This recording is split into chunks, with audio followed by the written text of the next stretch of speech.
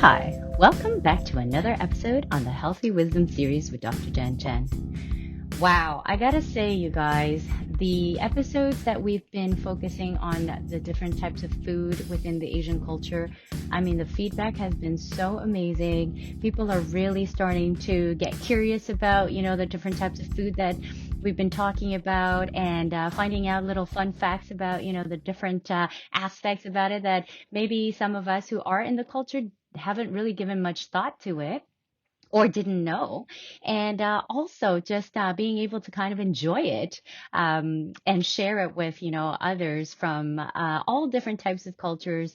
And it's been so much joy to hear from everybody about. So thank you so much for all the feedback thus far. And today's episode actually will be nonetheless, we will actually be focusing on another aspect of food because food is such a big part of Asian culture.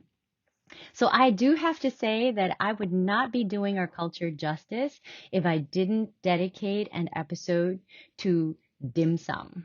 So a lot of people know it as dim sum, but that's not really an accurate way of saying it in Chinese. Dim sum, actually, if you want to be accurate and say it properly, is a combination of two Chinese characters. And so in Mandarin, it's 点心, meaning touching of the heart. And 点 means like you point and touch, and then 心 is actually the heart. So that is the Mandarin sort of saying of dim sum. And dim sum actually sounds a lot more like the Cantonese version, which is dim sum. So dim is the equivalent to touch, and heart means sum.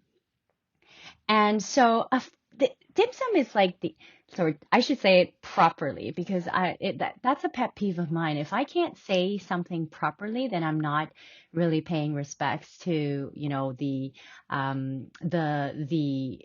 aspect of the term. And so I want to always try to be as accurate as I can in portraying the different characters and pronunciation so that, we can all kind of say things properly. And you know what? It is a way for you guys to also learn a new language of some sorts, whether you are North American born Chinese or you are actually not Chinese at all, but you are very interested in the Asian culture, or you're an honorary member of our culture from a different background, we welcome you to actually sort of embrace our culture and actually be part of our culture. So, so what I'm going to do is I'm going to actually say it in the more Chinese version. Okay. So dim sum is like a favorite amongst us, young and old, and it is one of those things that we do any day of the week. And good dim sum literally symbolizes human connection, you know, uh, human connection in a sense that you are sharing time, you're sharing a meal over good tea, good conversations, and with great company. So dim sum for me is that. And it's interesting because the unique culinary art of dim sum is very closely linked to the Cantonese cuisine, which makes sense because dim sum, when you say dim sum, it actually is a Cantonese dialect that we are speaking. But the interesting historical fact is that it did not actually originate in Canton, which is kind of interesting, right? So when I read about that, as I was doing the research for this episode, I thought, that is really neat. I didn't know that the first dim sum was actually made 2,500 years ago. By who we don't know, but it definitely had to do something with like, the different aspects of life back then, because it can be traced back. Its history via like poetry and music of that time. And so it's interesting that word has it that when travelers and traders along the Silk Road, they needed a place to rest and relax during those long journeys that they had to travel on foot. Um, so it was interesting because that's how tea houses came about. And it's these tea houses where they were offering tea to these traders for them to have a snack and just rest and catch up, with their energy. That then these tea houses started to serve little small bite-sized snacks to go along with their tea. And so the combination of the tea and the little bite-sized snacks became the tradition known as yum cha, which is the two Chinese characters meaning drink tea. So yum cha, that's the Cantonese way of saying it. So really interesting that when I say yum cha, it actually really brings me back to when I very first time heard about this expression, and it was taught to me by my friends who came from Hong Kong back in the early 1990s when I was actually starting to learn the Cantonese language. That one of the very common expressions that they use, instead of saying, "Hey, we'll see you later," or "Hey, it was great seeing you," what they say is, "喂，得閒飲茶啦." So that is I guess a direct translation means, hey, when you have time, let's go and have some dim sum together and go for yum cha. So instead of like, some of the, hey, see you laters, this is what Cantonese people say to each other in Hong Kong and even in Canada back in the day. So it was really neat because when you know an expression like that, it really kind of almost makes you a part of their culture. So I remember when I was first learning about it and I used that expression, sometimes we would get like a really good laugh out of it because people are like, oh my God, you know what we say, you are like an honorary Hong Kong person. So interestingly enough, nowadays, most people who go for yum cha, they generally go with their friends and their families, and they'll sit around the table for like hours, okay? Because literally on Sundays or Saturday mornings, what you would do is you would either go like at 9 or 9:30. So that you can avoid some of the crazy sort of lineups, because soon as you hit noon, it's going to be packed as heck. And so yum cha generally takes at least 2.5 hours, if not more, depending on, obviously, the restaurants will have certain time limits if there seems to be not enough seats for, all the patrons that they are expecting. But yeah, so what you do is, you have some tea and you snack on the little bite-sized delicacies that are served in like bamboo steamers. And so then you have like conversations over the week's festivities, and then you share. It's a time where you just kind of catch up with the family, catch up with your friends, and just have a good meal together. So the meal is sort of like some tapa style of selections of dumplings.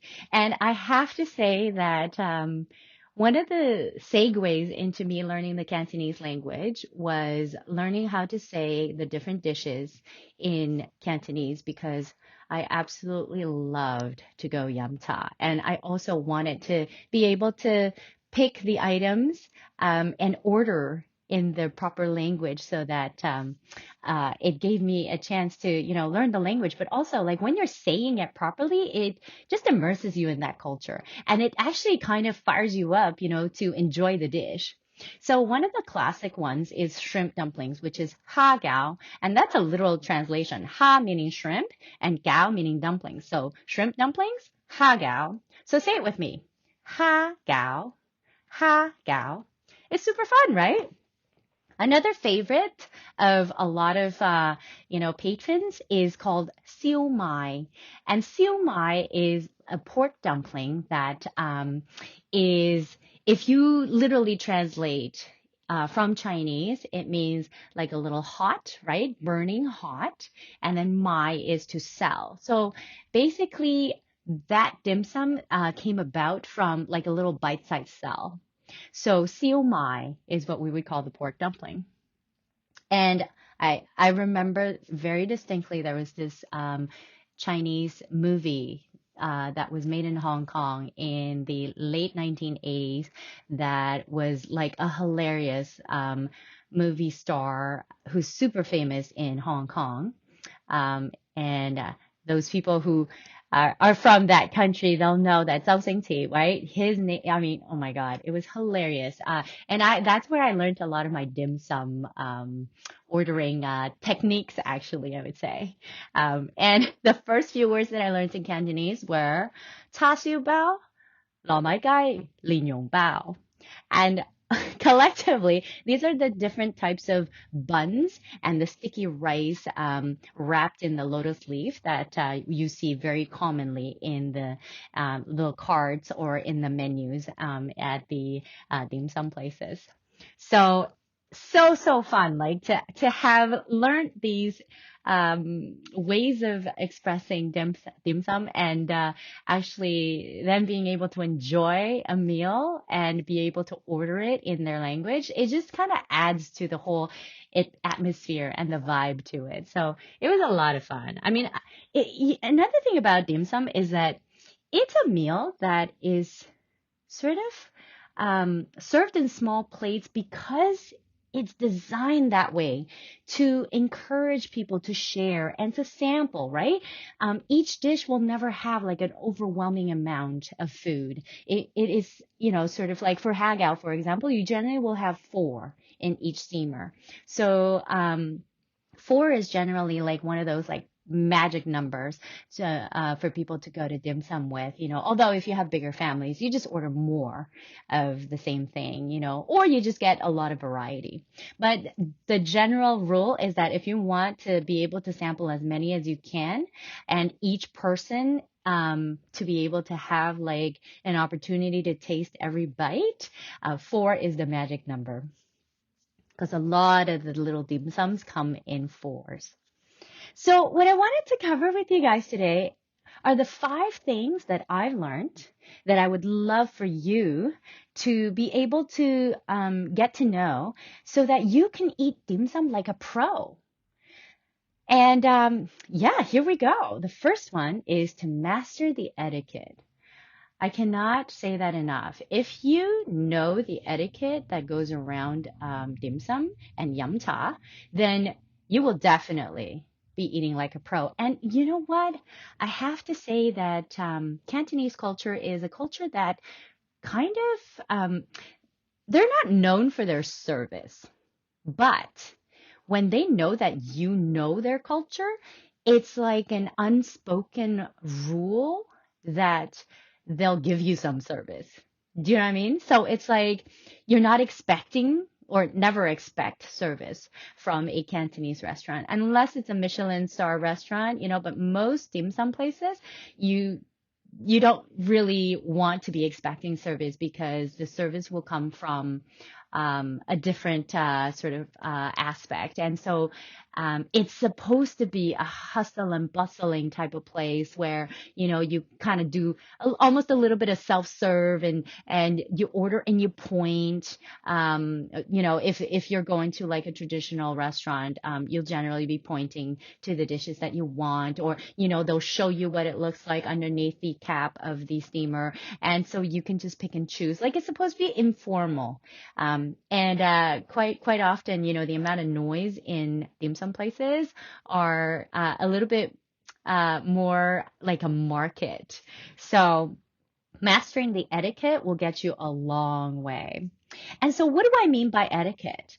The first thing that I wanted to share with you is how do you say thank you when somebody pours you tea? There is actually a proper way to say that. And, this actually has historical significance because the customary way of saying thank you is actually to tap your fingers. So if you are single, what you would do is you would use your pointer finger and you would you would tap the table twice when somebody pours tea for you. And that's your way of saying thank you. And then if you are married, what you do is you use your pointer finger and your middle finger and you tap them both at the same time and you tap on top on your table to say thank you. And you say thank you to basically anyone that actually pours you tea, because, the waiter and the